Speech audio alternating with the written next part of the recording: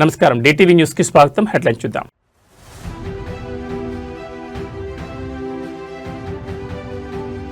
AP పారిశ్రామిక చరిత్రలో సరికొత్త అధ్యాయం. రేపే ఆర్సెలార్ మిత్తల్ ప్లాంట్ కు సీఎం చంద్రబాబు భూమి పూజ.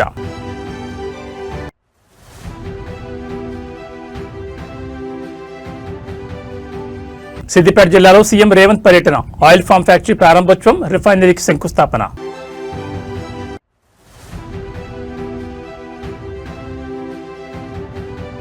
కర్షకులకు గుడ్ న్యూస్. నేడు రైతు భరోసా నిధుల విడుదల.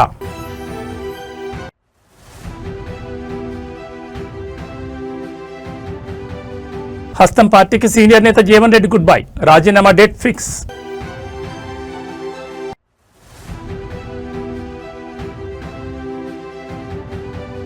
నలభై 48 గంటల్లో హోర్ముజ్ను తెరవాలి. ఇరాన్కు ట్రంప్ వార్నింగ్. ఇక డీటెయిల్స్ చూస్తే రాష్ట్ర పారిశ్రామిక అభివృద్ధిలో మరో చారిత్రక ఘట్టానికి సమయం ఆసన్నమైంది. ఉక్కు ఉత్పత్తిలో అగ్రగామి సంస్థ Arcelor Mittal Nippon steel India సంస్థ నెలకొల్పనున్న green field integrated steel plant కు అనకాపల్లి జిల్లా నక్కపల్లి మండలం రాజీపేటలో ముఖ్యమంత్రి చంద్రబాబు రేపు భూమి పూజ చేయనున్నారు. దాదాపు 17.8 మిలియన్ మెట్రిక్ టన్నుల సామర్థ్యంతో 1,35,964 కోట్ల రూపాయల భారీ పెట్టుబడితో ఉక్కు పరిశ్రమ ఏర్పాటు కానుంది. ఈ ప్రాజెక్టు ద్వారా ప్రత్యక్షంగా పరోక్షంగా సుమారు 1,00,000 మందికి ఉద్యోగ ఉపాధి అవకాశాలు లభించనున్నాయి. ఉత్తరాంధ్రకు తలమానికంగా నిలవనున్న Arcelor Mittal Nippon steel plant India సంస్థ భారీ ఉక్కు పరిశ్రమ ఏర్పాటుకు రంగం సిద్ధమైంది. సీఎం చంద్రబాబు చేతుల మీదుగా సోమవారం భూపూజ జరగనుంది. మొత్తం 5,465 ఎకరాల్లో 2 దశల్లో ఈ ప్రాజెక్టు సాకారం కానుంది. మొదటి దశలో 7.3 మిలియన్ మెట్రిక్ టన్నులు, రెండవ దశలో 10.5 మిలియన్ మెట్రిక్ టన్నుల సామర్థ్యంతో ఉక్కు ఉత్పత్తి చేయనుంది. స్టీల్ ప్లాంట్కు అనుబంధంగా 50 మిలియన్ మెట్రిక్ టన్నుల సామర్థ్యంతో అదనంగా 316 ఎకరాల్లో క్యాప్ 2 పోర్టును కూడా ఏఎంఎన్ఎస్ ఇండియా ఏర్పాటు చేయనుంది. దీనికోసం ప్రత్యేకంగా 11,198 కోట్ల రూపాయలు పెట్టుబడి పెట్టనుంది. దీంతో మరో 6,000 మందికి ఉద్యోగ అవకాశాలు లభించనున్నాయి. ఏఎంఎన్ఎస్ ఇండియా ప్లాంట్ ఏర్పాటుతో విశాఖ ఎకనామిక్ రీజియన్ పరిశ్రమల హబ్ గా రూపుదిద్దుకోనుంది. గ్రీన్ ఫీల్డ్ స్టీల్ ప్లాంట్ ఏర్పాటు ద్వారా దేశంలో భారీగా పెరిగిన ఉక్కు మార్కెట్లో కీలక పాత్ర పోషించే అవకాశం ఏఎంఎన్ఎస్ ఇండియాకు లభించనుంది. ఈ ప్రాజెక్టు త్వరితగతిన నిర్మాణం పూర్తి చేసేందుకు రాష్ట్ర ప్రభుత్వం అన్ని విధాలా సహకరిస్తోంది.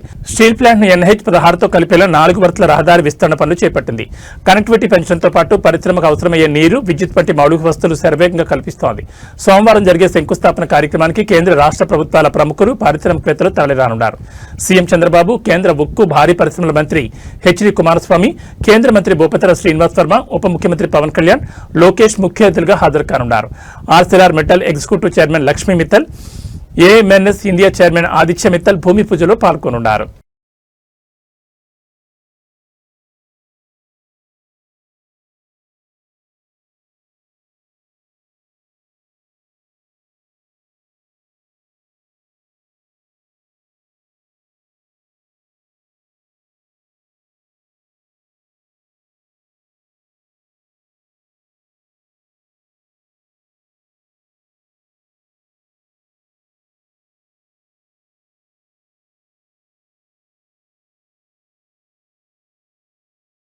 ముఖ్యమంత్రి రేవంత్ రెడ్డి నేడు సిద్దిపేట జిల్లాలో పర్యటించనున్నారు. నంగునూరు మండలం నర్మెట్ట గ్రామానికి చేరుకుంటారు. అక్కడ నిర్వహించనున్న ప్రతిష్టాత్మక రైతు ఉత్సవాల కార్యక్రమంలో ఆయన ప్రధాన అతిథిగా పాల్గొని రైతు భరోసా నిధులను అధికారికంగా విడుదల చేయనున్నారు. తొలి విడతలో భాగంగా సుమారు 70 లక్షల మంది రైతుల ఖాతాల్లోకి నేరుగా నగదు జమ కానుంది. ఈ పర్యటనలో భాగంగా సీఎం రేవంత్ రెడ్డి కేవలం నిధుల విడుదలకే పరిమితం కాకుండా జిల్లా పారిశ్రామిక మరియు వ్యవసాయాభివృద్ధికి సంబంధించి పలు కీలక పనులకు శ్రీకారం చుట్టనున్నారు. నర్మెట్లో నిర్మించిన టీజీ ఆయిల్ ఫామ్ కర్మాగారాన్ని ఆయన ప్రారంభించనున్నారు. దీంతో పాటు ఆయిల్ ఫామ్ రిఫైనరీ యూనిట్ కు శంకుస్థాపన చేయడంతో పాటు జిల్లాలోని ఇతర పెండింగ్ అభివృద్ధి పనులకు కూడా పునాదిరాలు వేయనున్నారు. కార్యక్రమం అనంతరం అక్కడే ఏర్పాటు చేసిన భారీ బహిరంగ సభలో ముఖ్యమంత్రి ప్రసంగించనున్నారు. రైతు సంక్షేమం కోసం ప్రభుత్వం తీసుకున్న చర్యలు, భవిష్యత్ ప్రణాళికలు, జిల్లా అభివృద్ధిపై ఆయన కీలక ప్రకటన చేసే అవకాశం ఉంది. సీఎం రేవంత్ పర్యటన సందర్భంగా జిల్లా యంత్రాంగం ఇప్పటికే నర్మెట్లో పటిష్టమైన భద్రతా ఏర్పాట్లు మరియు సభకు వచ్చే రైతుల కోసం మౌలిక వసతులను సిద్ధం చేసింది.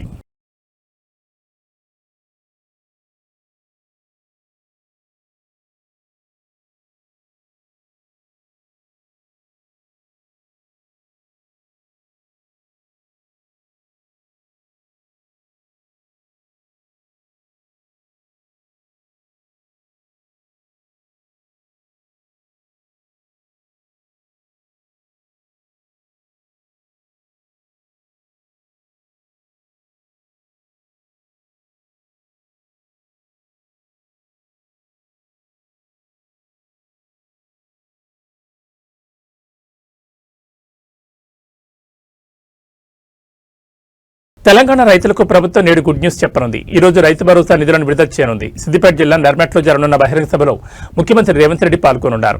ఈ సందర్భంగా రైతులకు యాసంగిలో పెట్టుబడి సాయం కింద నిధులు విడుదల చేయనున్నారు. ఇప్పటికే ముఖ్యమంత్రి బహిరంగ సభ కోసం అధికారులు అన్ని ఏర్పాట్లు చేశారు. 3 విడతలుగా ఈ నిధులను విడుదల చేయనున్నారు. రైతు భరోసా నిధులను విడుదల చేయడంలో ప్రభుత్వం జాప్యం చేస్తుందని ప్రతిపక్షాల విమర్శలకు ఈ సభ ద్వారా సమాధానం చెప్పనున్నారు. రైతుల ప్రయోజనాలకు తమ ప్రభుత్వం కట్టుబడి ఉందనే సంకేతాలను అన్నదాతల సమాజానికి పంపే ప్రయత్నం చేయనున్నారు. తెలంగాణలో త్వరలో ఎంపీటీసీ, జడ్పీటీసీ ఎన్నికలు జరగనున్నాయి. ఈ ఎన్నికల కంటే ముందుగానే రైతు భరోసా నిధులను జమ చేయాలని రేవంత్ రెడ్డి నిర్ణయించారు. మున్సిపల్ ఎన్నికలు పూర్తయిన వెంటనే రైతు భరోసా నిధులు జమ చేస్తామని రేవంత్ రెడ్డి చేసిన ప్రకటన నిజం చేసేలా ప్రభుత్వం అడుగులు వేస్తోంది. మొత్తం 3 విడతల్లో నిధులను విడుదల చేయనున్నారు. తొలుత 70 లక్షల మంది రైతుల ఖాతాల్లో 3,590 కోట్ల నిధులను విడుదల చేయనున్నారు. మొత్తం 3 విడతల్లో 9,000 కోట్ల నిధులను రైతుల ఖాతాలో జమ చేయనున్నారు. సిద్దిపేట జిల్లా నర్మెట్లో ముఖ్యమంత్రి రేవంత్ రెడ్డి నిధులను విడుదల చేయనున్నారు. రైతు భరోసా పథకం కింద అర్హత కలిగిన రైతులు ఎకరానికి సీజన్కు 6,000 చొప్పున, రబీ మరియు ఖరీఫ్ పంట సీజన్లో ఏటా ఎకరానికి 12,000 చొప్పున అందివ్వనున్నారు. నేరుగా రైతుల బ్యాంక్ ఖాతాలోనే జమ చేయనుంది. ఎకరం నుంచి మొదలుపెట్టి ఎన్ని ఎకరాలున్నప్పటికీ అందరికీ అందించేలా ఈ రైతు భరోసా నిధులు అందనున్నాయి. అయితే సాగు అయ్యే భూములకు మాత్రమే రైతు భరోసా నిధులు అందనున్నాయి. మొత్తం మీద నేడు అన్నదాతల ముఖంలో ఆనందం వెల్లివిరనుంది.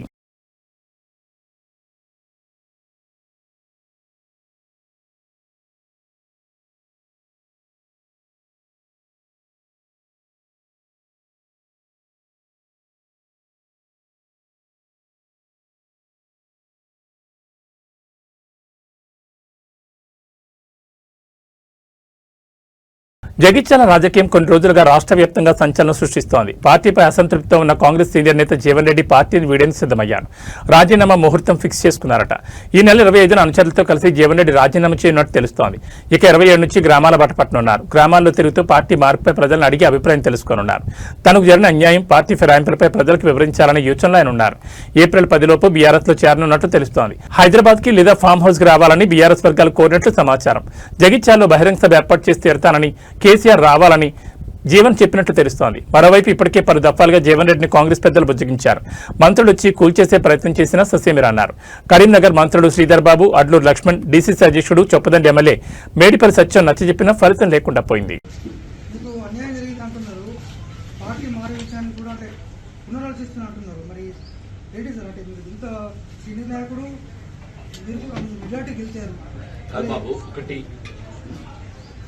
నా గురించి పార్టీతో నాకున్న అనుబంధం మీకు తెలుసుకో. పార్టీలో కొనసాగటం అనేది ఆలోచించుకునే పరిస్థితి ఏర్పడుతుందంటూ నేను పార్టీలో కొనసాగడం. ఎందుకంటే ఇవల్ల ఆయన ఊరు వచ్చి మా మీద ఆధిపత్యం చెలాయిస్తా అని చెప్పని మా కాంగ్రెస్ పార్టీ మీద ఆధిపత్యం చెలాయిస్తే, మా కార్యకర్తల మీద అజమాయిత్యం చెలాయిస్తే, మా హక్కులకు కాజేస్తే, కాంగ్రెస్ కార్యకర్తల యొక్క హక్కులను కాపాడలేక ఏం చేయాలి నేను? Please guide me, please guide మీ.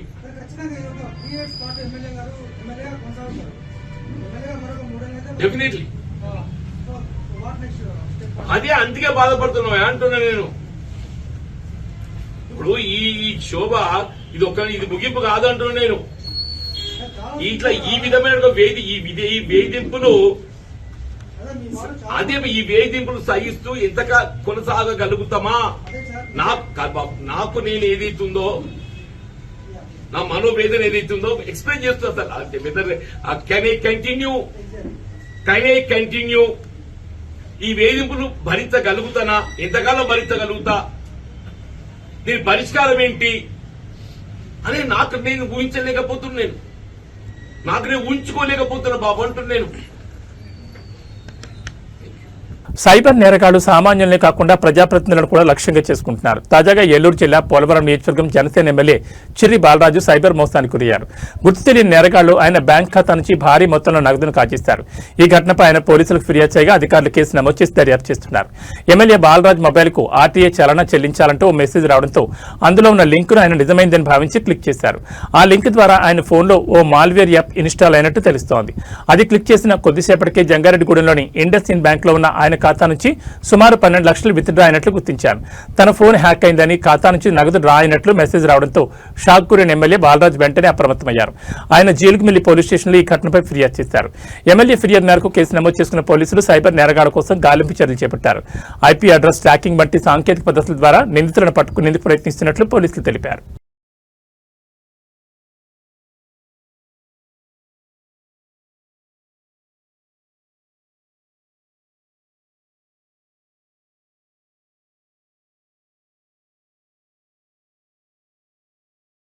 విశాఖపట్నంలో గీతం యూనివర్సిటీ వ్యవహారం మరోసారి తీవ్ర చర్చనీయాంశంగా మారింది. కోర్టులో కేసులు నడుస్తున్నప్పటికీ అధికార బలాన్ని అడ్డుపెట్టుకుని గీతం యాజమాన్యం పరితెగించిందనే విమర్శలు వెలువెత్తున్నాయి. వివాదాస్పద భూముల్లో అడ్డగోలుగా నిర్మాణ పనులు చేపట్టడం ఇప్పుడు తీర ప్రాంతంలో హాట్ టాపిక్ గా మారింది. గీతం భూములకు సంబంధించి వివాదం ఇంకా న్యాయస్థానం పరిధిలోనే ఉంది. స్టేటస్ కో ఉన్నప్పటికీ అక్కడ భారీ ఎత్తున నిర్మాణ పనులు ప్రారంభించడం సంచలనం రేపుతోంది. గతంలో ప్రభుత్వం అధీనంలో ఉన్నట్లుగా ఏర్పాటు చేసిన బోర్డులను సైతం గీతం యాజమాన్యం పరితెగించి తొలగించినట్లు ఆరోపణలు వస్తున్నాయి. సుమారు 55 ఎకరాల ఆక్రమిత భూముల్లో ఈ నిర్మాణాలు జరుగుతున్నట్టు తెలుస్తోంది. గతంలో నిషేధిత జాబితాలో ఉన్న ఈ భూములను ఇటీవల రాష్ట్ర ప్రభుత్వం ఆ జాబితా నుంచి తొలగించడం వెనుక పెద్ద ఎత్తున రాజకీయ ఒత్తిడి ఉందనే వాదనలు వినిపిస్తున్నాయి. దాదాపు 5,000 కోట్ల రూపాయల విలువైన ప్రభుత్వ భూమిని అడ్డదారులు జీవీఎంసీ ద్వారా క్రమబద్ధీకరించుకునేందుకు పావులు కదుపుతున్నట్లు విపక్షాలు మండిపడుతున్నాయి.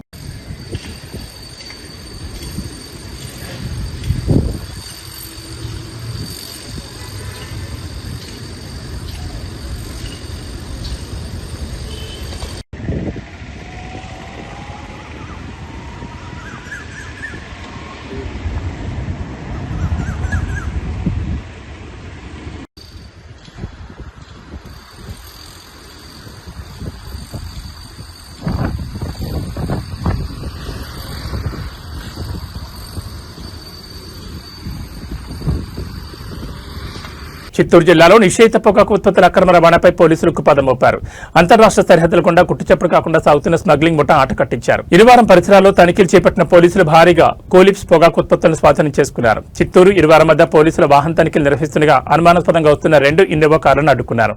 ఆ కారులో తనిఖీ చేయగా సుమారు 10 లక్షల రూపాయల విలువైన నిషేధిత పొగాకు ఉత్పత్తులు కోలిప్స్ లభ్యమయ్యాయి. వీటితో పాటు రవాణాకు ఉపయోగిస్తున్న 2 ఇన్నోవా కార్లను పోలీసులు సీజ్ చేశారు. ఈ అక్రమ రవాణాకు పాల్పడుతున్న కర్ణాటకకు చెందిన 3 స్మగ్లర్లను పోలీసులు అదుపులో తీసుకున్నారు. ఇతర రాష్ట్రాల నుంచి ఏపీలోకి ఈ నిషిద్ధ పదార్థాలను సరఫరా చేస్తున్న ముఠా వెనుక ఉన్న సూత్రధారుల కోసం పోలీసులు కూపీలాగుతున్నారు.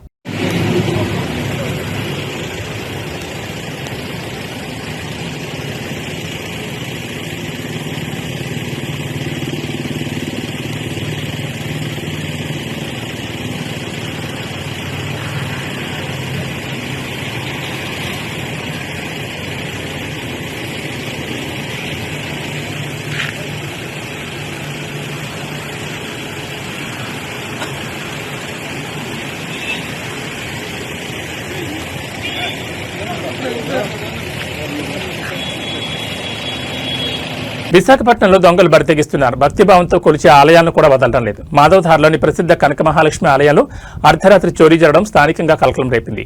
అమ్మవారి ఆభరణాలతో పాటు హుండీ నగదును ఎత్తుకెళ్లిన దొంగ సీసీ కెమెరాలు చిక్కడం ఇప్పుడు హాట్ టాపిక్ గా మారింది. అర్ధరాత్రి సమయంలో ముసుగు ధరించి ఆలయంలో ప్రవేశించిన దుండగుడు అత్యంత చాకచక్యంగా లోపలికి చొరబడ్డాడు. గర్భాలయంలోని అమ్మవారికి ఉన్న విలువైన బంగారు, వెండి ఆభరణాలతో పాటు భక్తులు సమర్పించిన హుండీ నగదును కూడా దొంగిలించాడు. చోరీ చేసిన సొత్తును అంతా ఒక మూటగా కట్టుకున్న దొంగ వెళ్లేటప్పుడు ధైర్యంగా ముసుగు తీసి అక్కడి నుంచి పరారయ్యాడు. ఈ దృశ్యాలని ఆలయ ప్రాంగణంలోని సీసీ కెమెరాలో స్పష్టంగా రికార్డ్ అయ్యాయి. సీసీటీవీ ఫుటేజ్ ఆధారంగా నిందితుని గుర్తించే పనిలో పోలీసులు నిమగ్నమయ్యారు. ఆలయ పరిసరాల్లో నిఘా పెంచాలని స్థానికులు డిమాండ్ చేస్తున్నారు.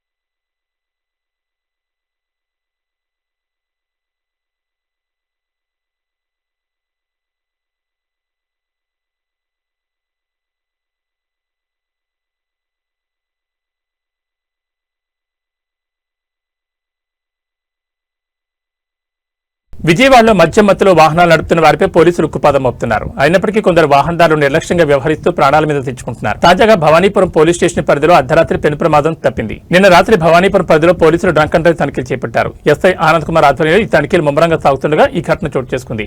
మద్యం మత్తులో అతివేగంగా వచ్చిన ఒక టాటా సఫారీ కారు అదుపు తప్పి రోడ్డు మధ్యలో ఉన్న డివైడర్ను బలంగా ఢీకొట్టింది. ప్రమాదానికి గురైన కారు ఉత్తరప్రదేశ్ రిజిస్ట్రేషన్తో ఉన్నట్లు గుర్తించారు. అదృష్టవశాత్తు ఈ ప్రమాదంలో ఎవరికీ ఎటువంటి గాయాలు కాకపోవడంతో అటు పోలీసులు ఇటు స్థానికులు ఊపిరి పీల్చుకున్నారు. పోలీసులు కారును స్వాధీనం చేసుకుని డ్రైవర్పై కేసు నమోదు చేసి విచారణ జరుపుతున్నారు. మద్యం సేవించి వాహనాలు నడపొద్దని పోలీసులు మరోసారి హెచ్చరిస్తున్నారు.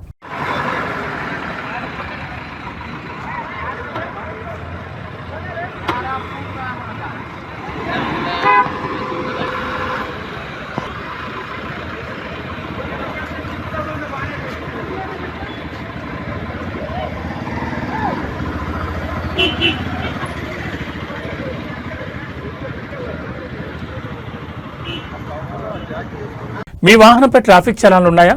తర్వాత చూద్దాంలే. ప్రభుత్వం ఎప్పుడైనా డిస్కౌంట్ ఆఫర్లు ప్రకటించడం కట్టుకోవచ్చని లైట్ తీసుకుంటున్నారా? అయితే మీరు భారీ చిక్కుల్లో పడబోతున్నారు. ఏప్రిల్ 1, 2026 నుంచి ట్రాఫిక్ నిబంధనలు అస్సలు ఊహించని విధంగా కఠినం కాబోతున్నాయి. ఇకపై చలాన్లు కట్టకుండా తప్పించుకోవడం కుదరదు సరికదా. మీ డ్రైవింగ్ లైసెన్స్, వాహన రిజిస్ట్రేషన్ కూడా రద్దయ్యే ప్రమాదం ఉంది. తెలంగాణ వ్యాప్తంగా ఈ కొత్త రూల్స్ ను పక్కాగా అమలు చేసేందుకు ప్రభుత్వం సర్వం సిద్ధం చేసింది. కేంద్ర మోటార్ వెహికల్ నిబంధనలకు అనుగుణంగా తెలంగాణ ప్రభుత్వం ట్రాఫిక్ నిబంధనలను భారీగా సవరించింది. కొత్త రూల్స్ ప్రకారం ఒక వాహనంపై ఏడాదికి 5 కంటే ఎక్కువ చలాన్లు ఉండి వాటిని నిర్ణీత సమయంలో చెల్లించకపోతే ఆ వాహన యజమాని డ్రైవింగ్ లైసెన్స్ తో పాటు వాహన రిజిస్ట్రేషన్ సర్టిఫికెట్ కూడా ఫ్రీజ్ అయిపోతుంది. అంటే చట్టపరంగా ఆ వాహనం రోడ్డుపై తిరగడానికి అనర్హమైనదిగా పరిగణించబడుతుంది. ఒకవేళ లైసెన్స్ ఫ్రీజ్ అయిన తర్వాత కూడా వాహనాన్ని రోడ్డుపైకి తీసుకొస్తే పోలీసులు దాన్ని వెంటనే సీజ్ చేస్తారు. ఇకపై చలాన్ పడిన తర్వాత దాన్ని చెల్లించడానికి గరిష్టంగా 45 రోజుల సమయం మాత్రమే ఉంటుంది. ఈ గడువు ముగిసినా ఫైన్ పే చేయని పక్షంలో ఆ వాహనంపై అధికారులు చర్యలు ప్రారంభిస్తారు. వాహనాన్ని రోడ్డు మీద నడపకపోయినా ఇంట్లో పెట్టుకున్నా సరే డేటాబేస్లో అది బ్లాక్ లిస్టులోకి వెళ్ళిపోతుంది. దీనివల్ల భవిష్యత్తులో వాహనాన్ని అమ్మాలన్నా లేదా ఇన్సూరెన్స్ రెన్యువల్ చేయాలన్నా సాధ్యపడదు. ప్రభుత్వం గతంలో ఇచ్చినట్లుగా చలాన్లపై భారీ డిస్కౌంట్లు ఇచ్చే ప్రసక్తే లేదని ముఖ్యమంత్రి రేవంత్ రెడ్డి ఇప్పటికే స్పష్టం చేశారు. కొన్నిసార్లు టెక్నికల్ సమస్యల వల్ల లేదా కెమెరా తప్పుగా రీడ్ చేయడం వల్ల ఒకరి చలాన్ మరొకరికి పడుతుంది. ఇలాంటి తప్పులను సరిదిద్దడానికి ప్రభుత్వం గ్రీవెన్స్ రెడ్రెసల్ అథారిటీని ఏర్పాటు చేయబోతోంది. చలాన్ పడిన వెంటనే మీ అభ్యంతరాలను ఇక్కడ వ్యక్తం చేయొచ్చు. ఒకవేళ అది నిజంగానే పొరపాటును తెలిస్తే నిర్ణీత సమయంలోపు ఆ చలాన్ను రద్దు చేస్తారు. దీనికోసం ప్రభుత్వం త్వరలోనే ప్రత్యేక నోటిఫికేషన్ విడుదల చేయనుంది. వాహనదారులు ఇకపై చాలా జాగ్రత్తగా ఉండాలి. ట్రాఫిక్ పోలీసులు నేరుగా ఆపకపోయినా సీసీ కెమెరాల ద్వారా చలాన్లు ఆటోమేటిక్గా జనరేట్ అవుతున్నాయి. కాబట్టి మీకు మెసేజ్ రాకపోయినా సరే కనీసం నెలకోసారి ఆన్లైన్లో మీ వెహికల్ నంబర్తో చలాన్లు ఏమైనా ఉన్నాయేమో చెక్ చేసుకోవడం మంచిది. హెల్మెట్ ధరించడం, సీట్ బెల్ట్ పెట్టుకోవడం, సిగ్నల్ జంప్ చేయకపోవడం వంటి ప్రాథమిక నియమాలు పాటిస్తే ఈ కఠిన నిబంధనల నుంచి తప్పించుకోవచ్చు. లేదంటే మాత్రం మీ వాహనం పోలీస్ స్టేషన్ మెట్లు ఎక్కడం ఖాయం.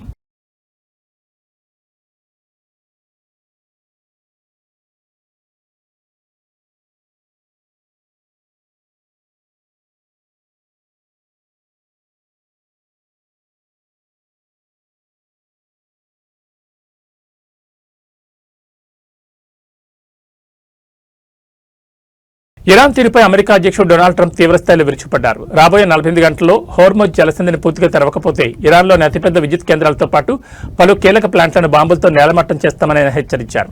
ఈ మేరకు తన సోషల్ మీడియా వేదిక ట్రూత్ సోషల్ ద్వారా ఇరాన్కు అల్టిమేటం జారీ చేశారు. అమెరికా, ఇజ్రాయెల్ దాడుల నేపథ్యంలో ఇరాన్ సేనలు ఈ కీలక సముద్ర మార్గాన్ని తమ అధీనంలోకి తీసుకున్నాయి. హోర్ముజ్ జలసంధి ద్వారా ప్రపంచ చమురు సరఫరాలో దాదాపు 5వ వంతు వ్యాపారం జరుగుతోంది. ఇరాన్ బెదిరింపుల కారణంగా ఈ మార్గంలో రాకపోకలు నిలిచిపోవడంతో అంతర్జాతీయంగా చమురు ధరలు ఆకాశం తాకుతున్నాయి. ఈ పరిస్థితిని చక్కదిద్దే బాధ్యత ఆ మార్గాన్ని ఉపయోగించుకుని ఇతర దేశాలదేనని, అమెరికా కేవలం రక్షకుడిగా ఉండబోదని ట్రంప్ స్పష్టం చేశారు. అయితే ఇరాన్ కనుక మొండిగా వ్యవహరిస్తే మాత్రం భారీ మూల్యం చెల్లించుకోక తప్పదని హెచ్చరించారు. మరోవైపు అంతర్జాతీయ మార్కెట్లో చమురు కొరతను తగ్గించేందుకు ట్రంప్ ప్రభుత్వం కీలక నిర్ణయం తీసుకుంది. గత శుక్రవారం నాటికి నౌకల్లో లోడ్ చేసిన ఇరాన్ చమురుపై ఆంక్షలను తాత్కాలికంగా తొలగిస్తున్నట్లు ప్రకటించింది. దీనివల్ల సుమారు 140 మిలియన్ బారెళ్ల చమురు గ్లోబల్ మార్కెట్లోకి అందుబాటులోకి వస్తుందని America treasury secretary Scott Besant వెల్లడించారు. ఇది ఇంధన సరఫరాపై ఉన్న ఒత్తిడిని కొంతమేర తగ్గిస్తుందని విశ్లేషకులు భావిస్తున్నారు. ఇరాన్ మరియు ఇజ్రాయెల్ మధ్య జరుగుతున్న ఈ పోరు ఇప్పుడు కొత్త మలుపు తిరిగింది. ఇరాన్ దళాలు తొలిసారిగా సుదూర లక్ష్యాలను ఛేదించే లాంగ్ రేంజ్ క్షిపణులను ప్రయోగించినట్లు ఇజ్రాయెల్ అధికారులు ఆరోపిస్తున్నారు. దీనివల్ల యుద్ధం కేవలం మధ్యప్రాచ్యానికే పరిమితం కాకుండా ఇతర ప్రాంతాలకు కూడా వ్యాపించే ప్రమాదం ఉందని అంతర్జాతీయ సమాజం ఆందోళన వ్యక్తం చేస్తోంది.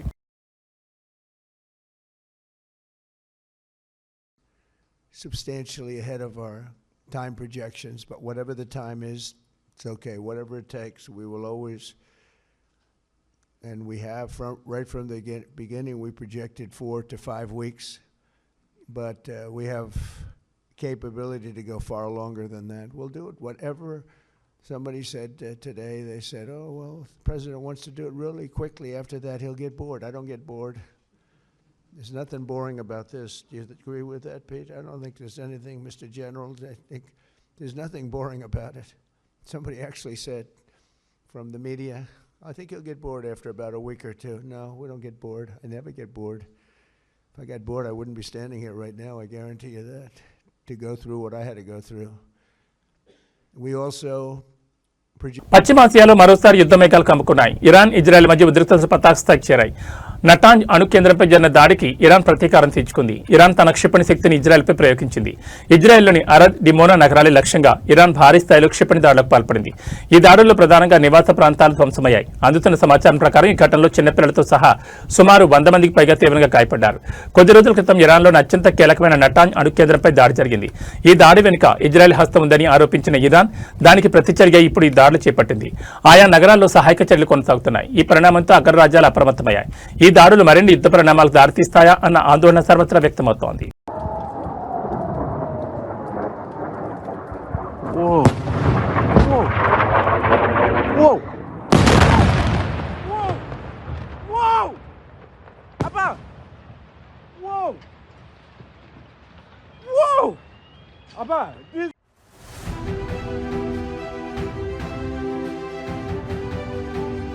ఏపీ పారిశ్రామిక చరిత్రలో సరికొత్త అధ్యాయం. రేపే ఆర్సెలార్ మిత్తల్ ప్లాంట్కు సీఎం చంద్రబాబు భూమి పూజ.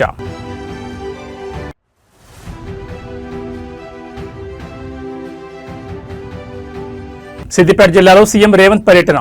ఆయిల్ ఫామ్ ఫ్యాక్టరీ ప్రారంభోత్సవం, రిఫైనరీకి శంకుస్థాపన.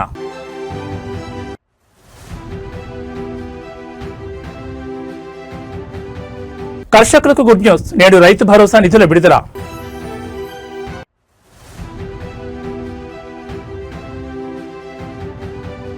హస్తం పార్టీకి సీనియర్ నేత జీవన్ రెడ్డి గుడ్ బై.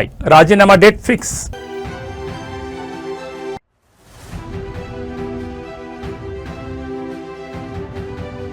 48 గంటల్లో హోర్ముజ్ను తెరవాలి. ఇరాన్కు ట్రంప్ వార్నింగ్. ఇవి బులెటిన్ విశేషాలు. నమస్కారం.